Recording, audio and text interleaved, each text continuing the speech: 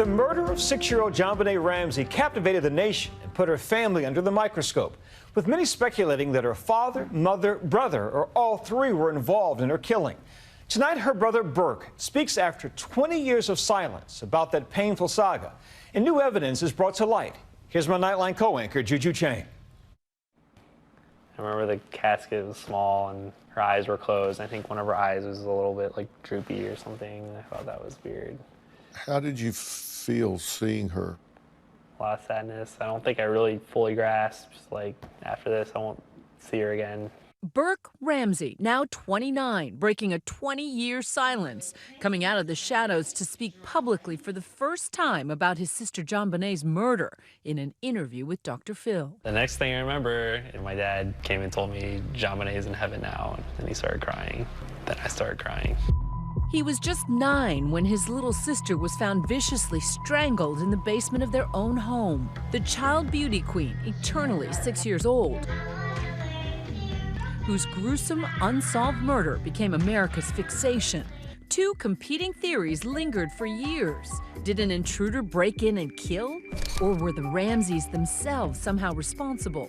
Burke, who was reportedly paid for the interview, is the only family member in the house the night of the murder who's never come forward with his side of the story. Did you hit your sister over the head with a baseball bat or a flashlight? Absolutely not. Burke says he stayed in bed for hours as dozens of investigators and loved ones swarmed the house. Critics would say you weren't curious because you already knew.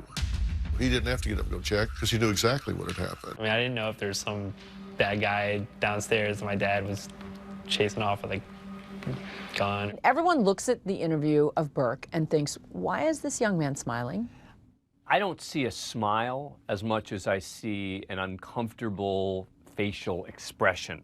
But I don't see that as smile, happy smile. I see that as uncomfortable guy. ABC's chief legal analyst Dan Abrams spent years covering the saga. Burke Ramsey has been one of the most sought-after interviews by every news and tabloid organization out there, because back at the time, people were saying, oh, maybe Burke did it, or what does Burke know?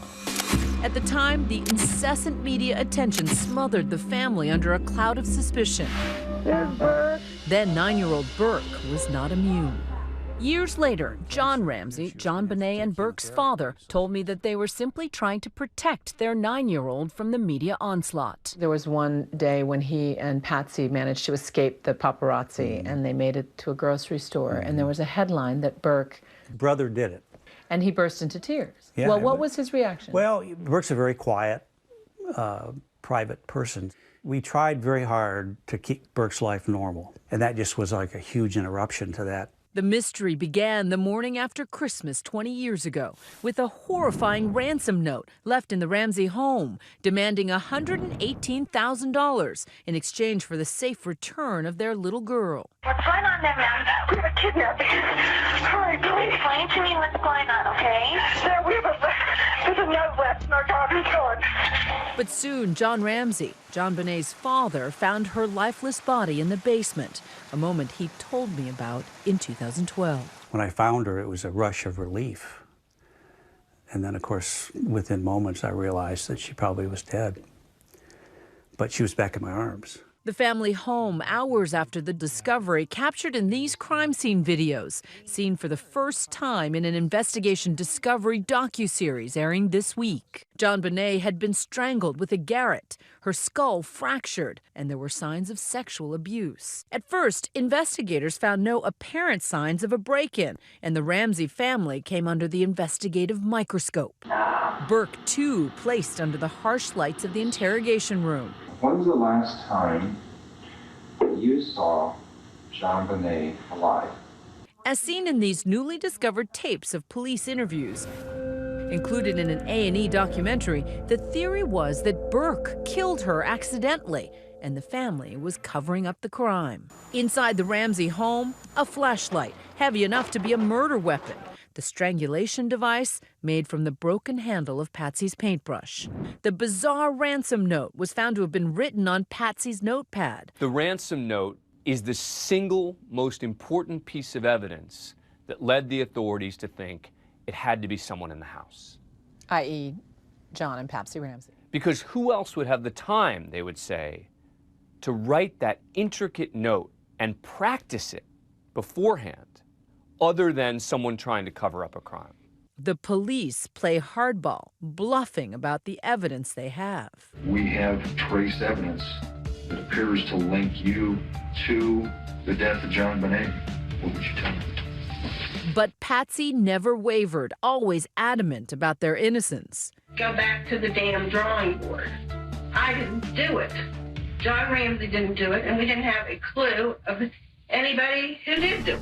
Outside the Ramseys' home, a constant crush of cameras. Looking back on it, it looks like madness. But at the time, we were so crushed by the loss of our child that it didn't matter. John and Patsy Ramsey were never charged with the crime, but were nonetheless skewered in the court of public opinion. This is the first time that you've sat for an extended interview. They eventually tried to set the record straight with Barbara Walters. Mr. Ramsey, did you kill John Bonet? No, I did not.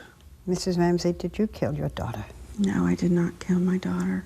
But if not the Ramseys, then who did it? John Bonet was a pedophile's dream come true. Lou Smith, the late detective who was brought in by the Boulder District Attorney's Office to conduct an independent investigation, believed a sexual predator killed John Bonet. I believe he brought her down to the farthest, deepest part of that basement and did very brutal things to her. Smith uncovered evidence that had reportedly been overlooked by the Boulder police. A broken window where the killer could have entered. A footprint. Marks on John Bonet, indicative of a stun gun. That was a little parade in Charlevoix. When I spoke to John Ramsey in 2012, he had a lingering sense of regret. Child beauty pageants made him uncomfortable, and he told me if he had another chance, he wouldn't let John Bonet compete publicly. Were you naive about letting her compete in pageants? Yeah, probably. Yeah.